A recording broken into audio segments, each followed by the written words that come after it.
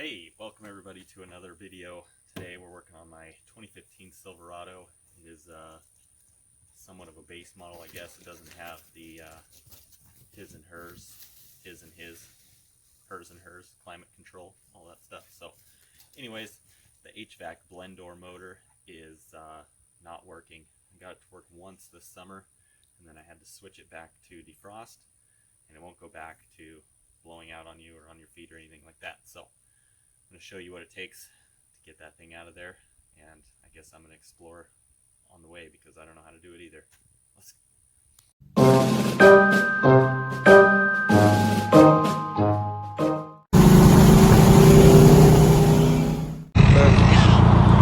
Hey man, you got a smoke? No. Be a whole lot cooler than you think.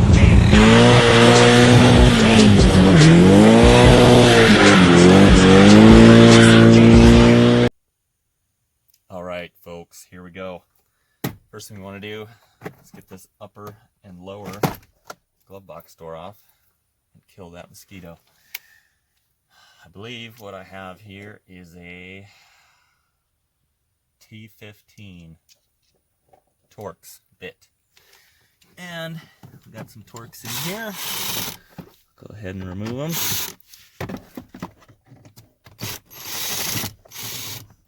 Two up top. There's a couple, two more down below.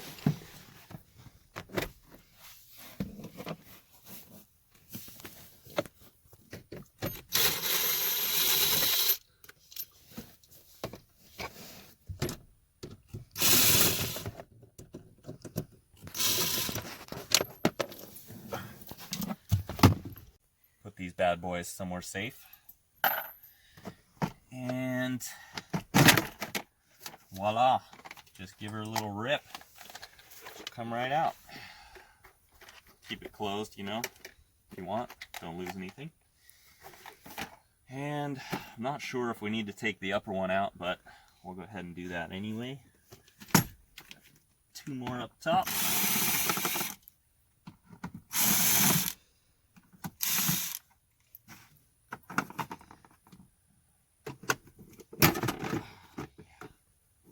Easy as pie. Doesn't taste as good though. Okay. Now would be a good time to check your cabin filter. Mine doesn't look like it's ever been changed. Pretty disgusting. I better get me a new one of those coming too. What have we been breathing in here? Oh God. If yours looks like that, you're in trouble. Okay, so here's a look at it.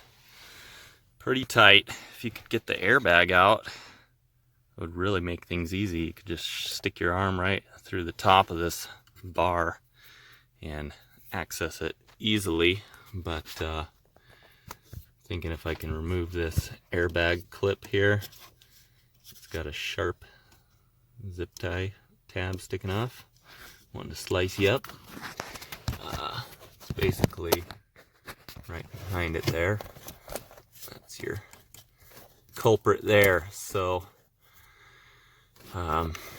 looks like there's one screw there and then possibly just two other pins.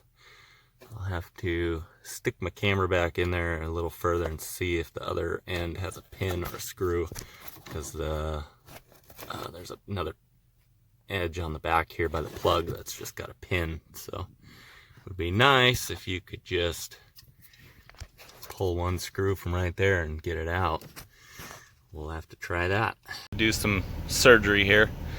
So this one that I was looking at is actually the hot and cold, and she's working. So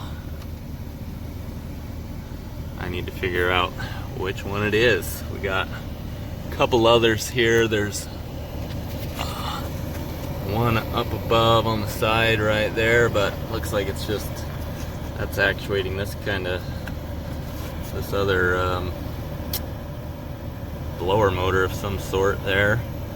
So gotta dig a little deeper. All right, so I located it here, and it's right along the bottom, this arm can see I can just move it. So the motor isn't really working. It's not holding like it should. And so this is the lever. It's letting the air come out through here. Trust me, you can feel it. It's really blowing. So I need to possibly remove this little side cover and see what I can find in here. How you get that actuator off there. Stay close. I did it a bunch of times. Basically what happens is if you put it on in your face mode, nothing happens. And that only happens if the defrost, this arm is all the way shut. And that's putting it on full defrost mode, which is where it should go. And then it gets stuck there. And so if you hit this or any of these, it's not going to change anything. It'll just still keep blowing full defrost. So what I did was just gave it a little nudge and it would slide all the way over and start blowing out of here. And you know, everything would work. And if you hit defrost, that arm would just barely move and these would shut, but the defrost would barely be blowing out. You could barely feel it. And then if I just tapped on that little lever, then the defrost would go full mode and it would stay stuck there again. So that is definitely the problem. I just need to figure out how to get that out of there. All right, so up here above the gas pedal, there's your other the blend motor. So we should be able to get that out. Looks like it's got 2 screws and 1 pin, and possibly it's working 2 different arms. Let's see here. That's right up behind the pedals, up above this cover up in there. Crack these open, see what we got. Nice cabin filter here. That'll be good. That installed, and the pièce de résistance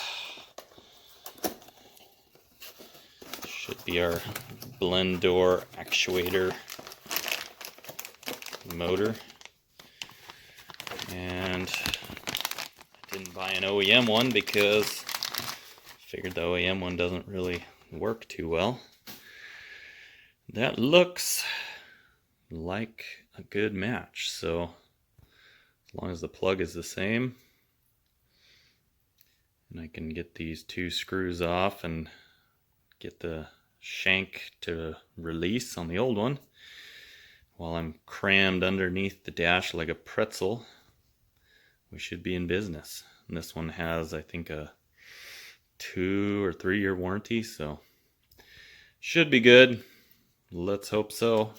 Fingers crossed. All right, let's go ahead and slide this filter in, starting at a little bit of an angle. And pop her in. Fresh air engaged. Put this cover back on somehow. Don't remember which way it clipped on. I think it went this way.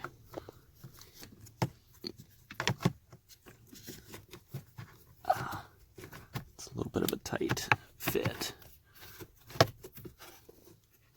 Snap those little clips in, make sure the bottom piece is hooked in, and we're set.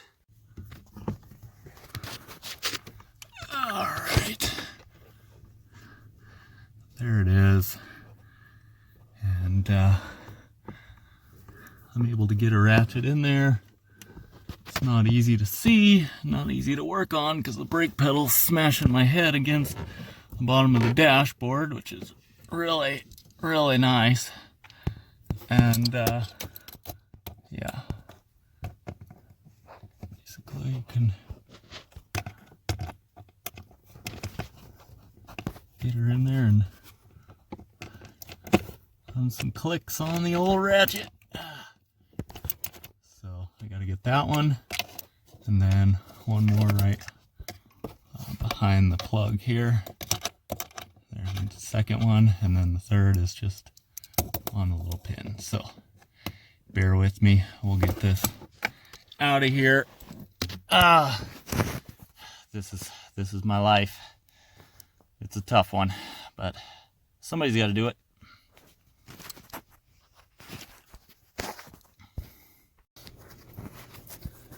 Well, so now I'm under here, kind of under the dash, and found a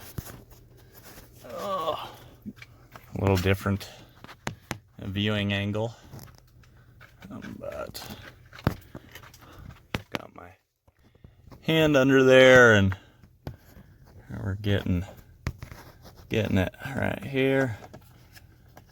So let me see.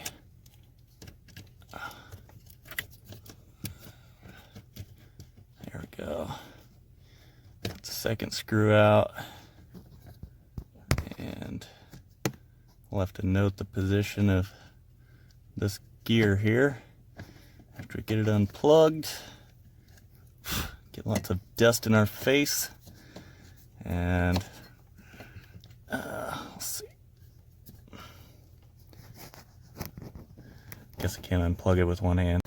All right, so here they are, old and new. You can see they are clocked differently, so I'm gonna have to try to plug it in and see if that thing turns or whatever, so I can get it facing the same way the old one was. Or I guess I can just try to manually move the levers under the dash to get it to where it needs to be. Whatever, we'll get onto that now. Alright, well, if you can see that, what I had to do was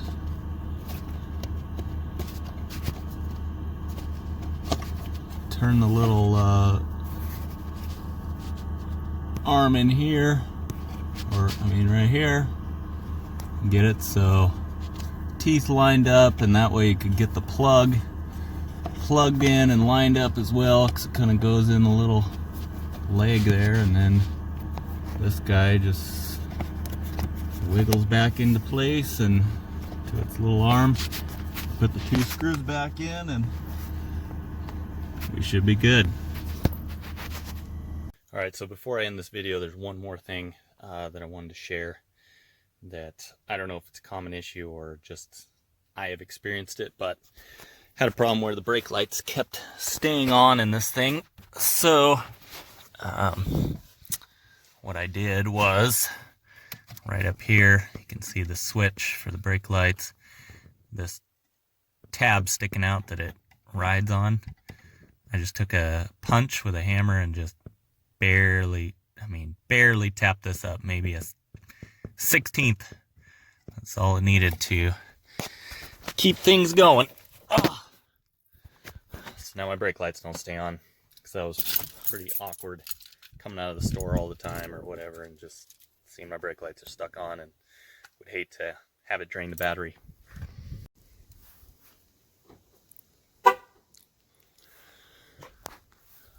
Yeah, worth it. Alright, well, that's it. Hopefully you found this video helpful, and I had fun sort of experiencing it, making it for you, and most of all, glad I got my truck back in shape and ready to work. So we'll see you next time. Peace.